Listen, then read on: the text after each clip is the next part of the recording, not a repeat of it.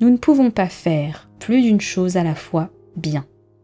C'est devenu l'un des mythes les plus nuisibles de notre époque. Si vous regardez une lionne chassée dans la nature, elle se concentre sur un gnou. Elle ne se concentre jamais sur plus d'un gnou, car elle sait que les chances de rater les deux sont très fortes. La valeur de la concentration est toujours respectée lorsque la survie est en jeu. Notre cerveau ne peut vraiment se concentrer que sur une seule chose à la fois. Le multitâche est connu pour ralentir les gens de 50% et augmente la fréquence des erreurs de 50% également. Lorsque nous essayons de faire plusieurs choses à la fois, notre cerveau est en fait en train de passer d'une tâche à l'autre, abandonnant l'une pour s'occuper de l'autre. Cela laisse votre cerveau dans un état de semi-attention. Notre persistance à essayer de faire en sorte que notre cerveau se concentre sur plus d'une chose à la fois a entraîné un déficit d'attention. Certaines personnes ne peuvent tout simplement plus se concentrer pendant une période de temps significative. Affinez votre intellect en reprenant l'habitude de faire une chose à la fois.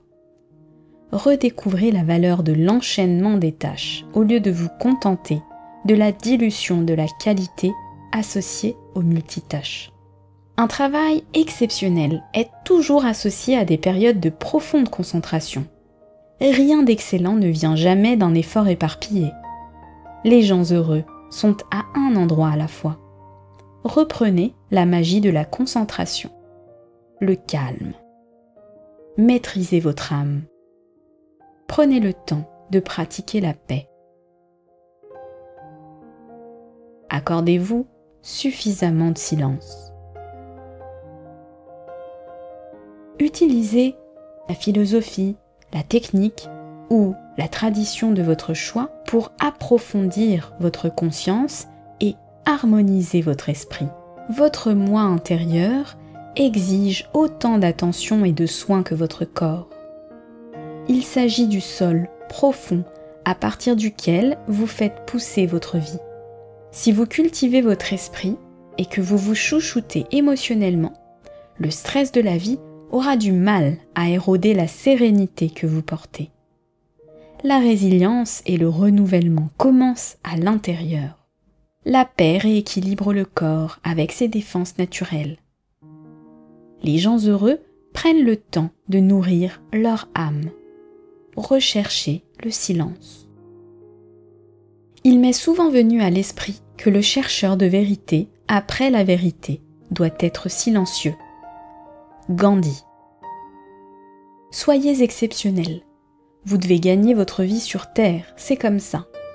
Nous devons tous chasser pour manger.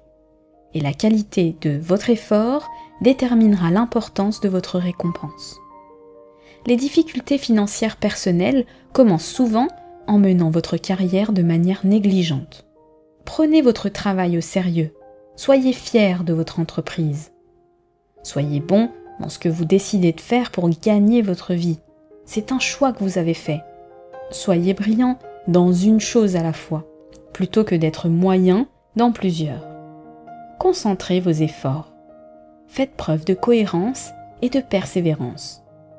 Ne vous contentez jamais d'occuper un poste. Soyez le produit, soyez la marque. Quand votre travail n'a plus d'âme, c'est toute votre vie qui devient vaine. Faites de votre carrière un passe-temps. Ayez le courage de vous établir dans un domaine qui correspond à ce que vous êtes. Optez pour un travail qui vous passionne et vous intéresse, puis développez vos compétences et excellez dans ce domaine. Un travail bien fait est toujours empreint de passion et d'intensité.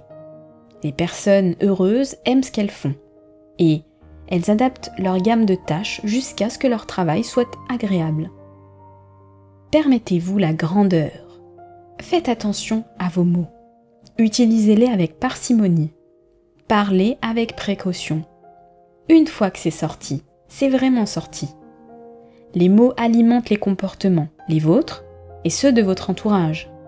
Chaque fois que vous parlez, vous appuyez sur un bouton biochimique et déclenchez certaines émotions. Qui plus est, les mots sont interprétés par votre cerveau comme des instructions personnelles.